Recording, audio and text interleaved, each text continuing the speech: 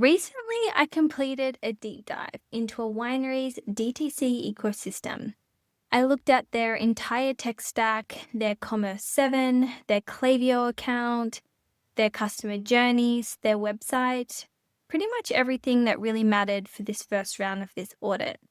Going into it, I expected to find some pretty obvious problems. Maybe the website wasn't converting. Maybe the emails were underperforming. Maybe they weren't collecting enough new subscribers or leads into their ecosystem. And while I did find some of those things, I actually found that the winery was doing a lot of things right.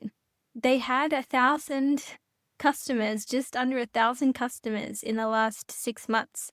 They have people who genuinely love their wines. They had pretty healthy sales, an active wine club, regular communications going out. And that's what actually made all of this so interesting. Because I realized that sometimes the biggest opportunities aren't really the obvious ones. They're not the obvious problems. Sometimes they're hidden gaps. They're things that look fine on the surface, but they're quietly working against you underneath. And that's what today's episode is all about. When we looked deeper into the data, this is one thing that really stood out to me. In a specific period, so the first 6 months of the year, from January to June 2026, 981 people purchased wine. These weren't cold leads. These weren't random followers. These were people who had already made the biggest commitment. They had bought. They trusted the brand. They put their credit card details in. They chose that winery over every other option that they had. 22 of those customers joined the wine club, which is actually really, really good news. 22 people in 6 months choosing to commit to a reoccurring membership. Now that's pretty meaningful. Could these numbers be improved? Could we get a higher conversion? Absolutely. But on the surface, things were moving. However, 22 people also cancelled within the same period. So net growth on the wine club across the first half of the year equaled 0. 22 joined, 22 people left. So what makes it so interesting is that clearly we don't have a sign-up problem. People were raising their hand, people were saying yes, they desired to become a member. But this was actually a retention problem sitting right alongside the sign-up. And those two things have different causes and different fixes. So the question became, what was happening between the moment people joined and the moment they decided to leave? Where exactly was the relationship breaking down? And the answer told us a lot. Now, just before we get into what exactly it was that we found, I want to make a broader point here because I think that this winery isn't particularly unusual.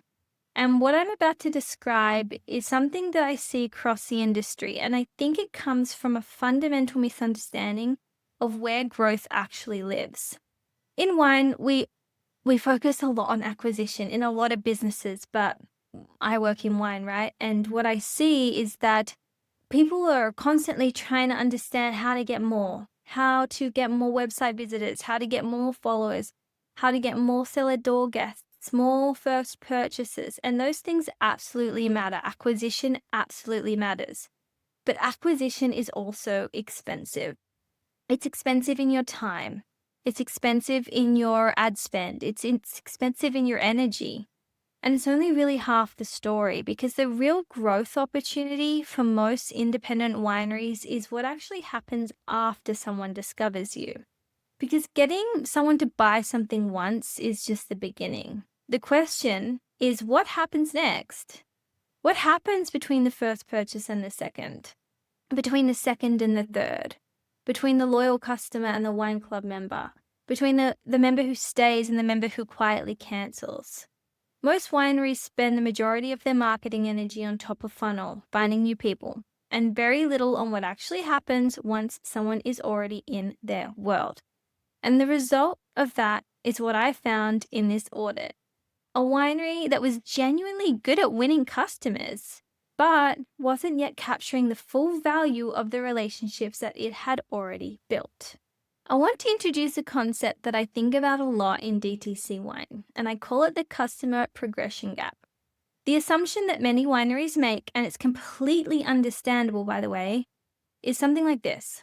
Someone visits, they love the wine, they buy, they naturally come back, they eventually join the wine club, maybe they become an advocate. The idea is that if the product is just good enough and the brand is just warm enough, customers will just progress on their own and naturally. But in reality, that is not what happens. Most customers need a pathway. They need to be guided gently from one stage to the next. A first-time buyer needs a reason to buy again.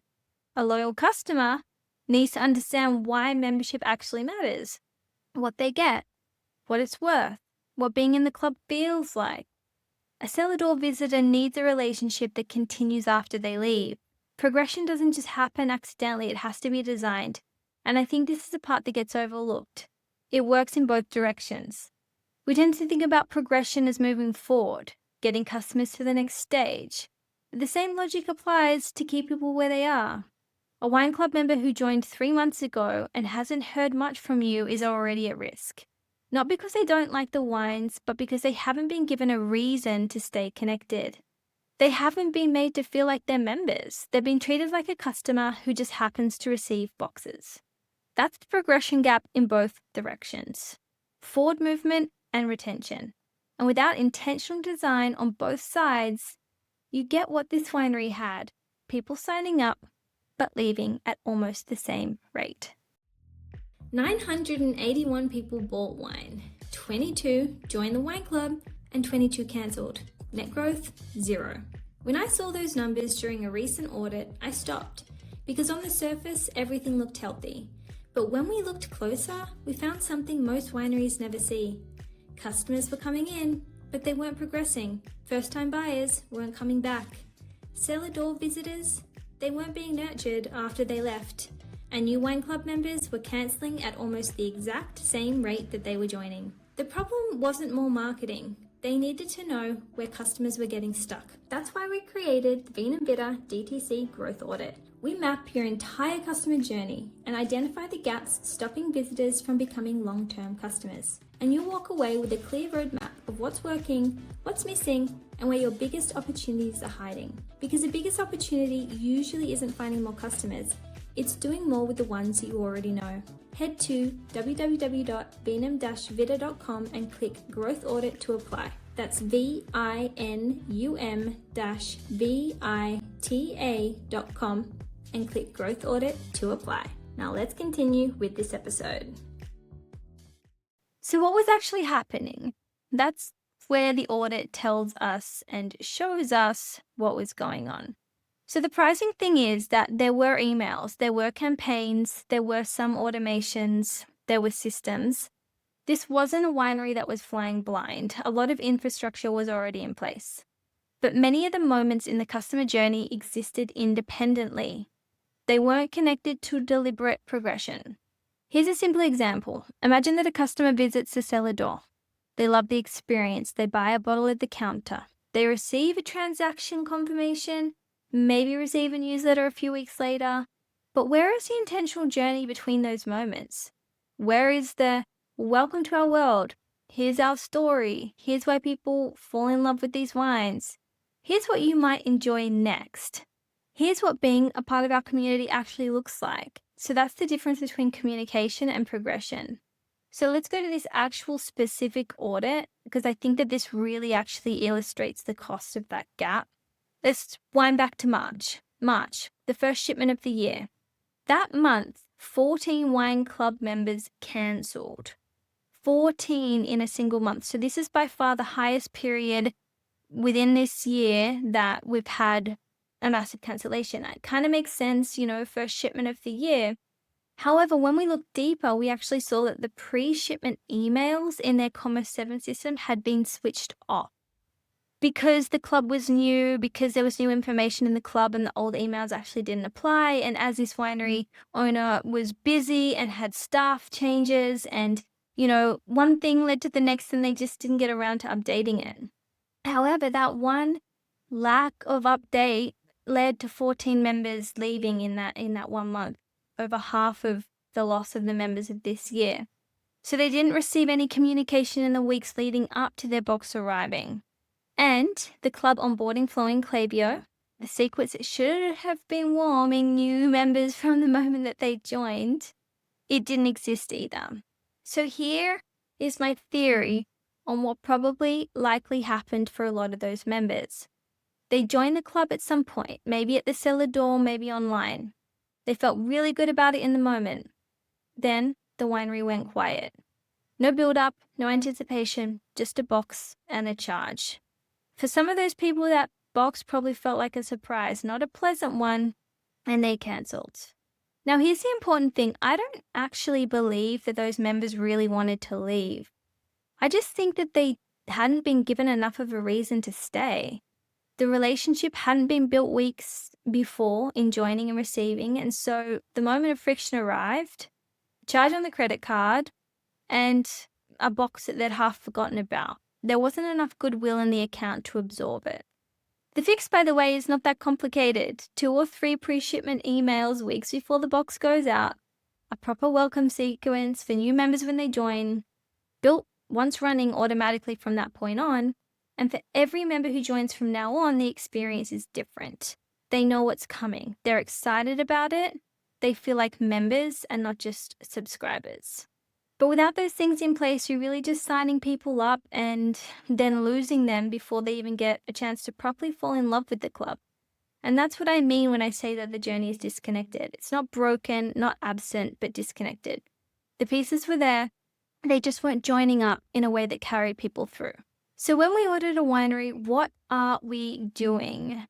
We're basically just mapping out the journey and we're asking, where are customers getting stuck? Where are they falling through the gaps? Where are they progressing quickly and where are they stalling? There are 5 key transitions that we look at. Stage number 1, subscriber. Are you capturing demand? When someone discovers you via your website, social media, friends' recommendation, a visit to the cellar door, is there a clear and easy way for them to stay connected? Or are people just arriving and then disappearing with no way to continue the relationship? So this is where we look at all the forms. We also noticed in this audit that the newsletter form was sitting there, but it actually wasn't even connected to the welcome flow. So lots of small quick fixes could be done to fix that. Stranger to subscriber. 2, subscriber to buyer. Once someone is on your list, are you building enough trust and desire to convert them to a first purchase? Are they receiving content that makes them feel closer to the winery, more excited about the wines, ready to buy? Or are they just receiving generic newsletters that don't particularly move them one way or the other?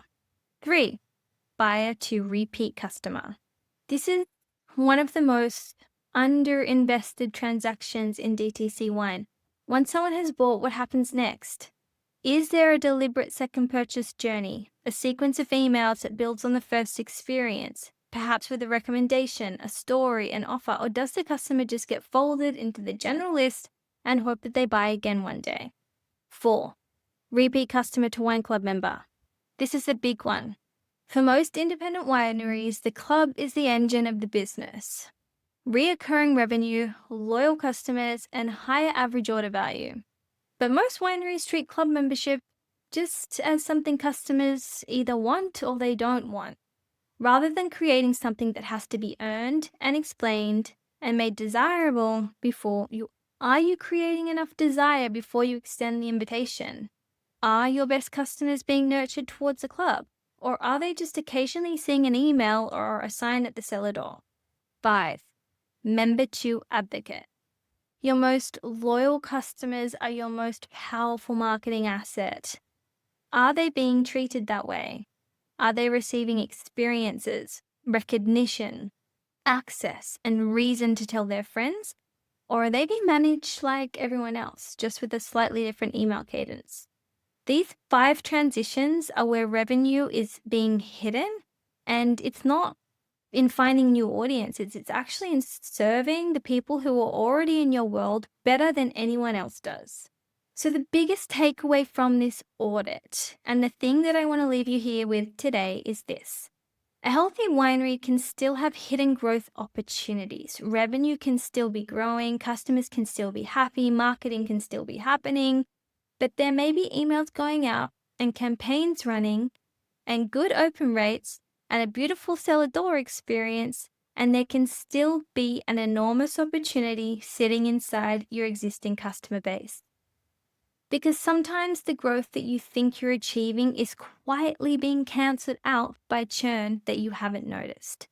22 members signing up and 22 members leaving in the same period isn't growth. That's expensive stagnation.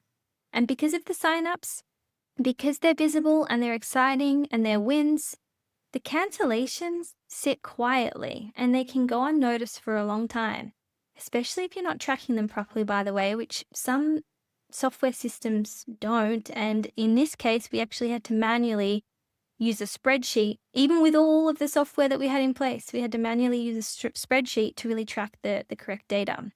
But sometimes the answer isn't let's find more people. Sometimes the answer is let's build stronger relationships with the people that we've already engaged with, who have already raised their hand to hear about us, and then pay attention when they put it back down. It becomes a decision of really attention. Where are you going to put your attention? Are you going to be putting it towards getting new members, new customers, new people?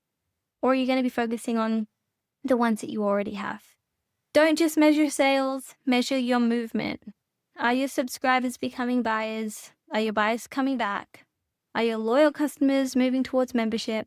Are your members staying, and are they bringing people with them? If you don't know the answers to those questions, or if you know the answers and they concern you, then that's what we are here for. This is exactly why we have created the Vin and Vidder DTC Growth Audit. So just like this winery, we look at your entire customer journey, your website, your email, your CRM, your wine club, your retention data, your customer data, and we identify where customers are getting stuck. You'll walk away with a clear, prioritized roadmap showing what's working, what's missing, and what to focus on first. Not just a generic checklist, not a template, a specific analysis of your business, your data, and your customers. So if you want to uncover your biggest DTC opportunities, the ones sitting right inside what you've already built, then head to venum-vita.com and you can click Growth Audit to apply. I will also leave the link to the website in the show notes on podcast and on YouTube. Can't wait to uncover what is missing in your DTC stack and help you build a better customer base. See you on the next episode. Thanks for joining us on this episode of the Beverage Business Hub podcast. To dive deeper and learn more from the experts in this episode, check out the show notes and hit subscribe so you never miss a beat keeping digital.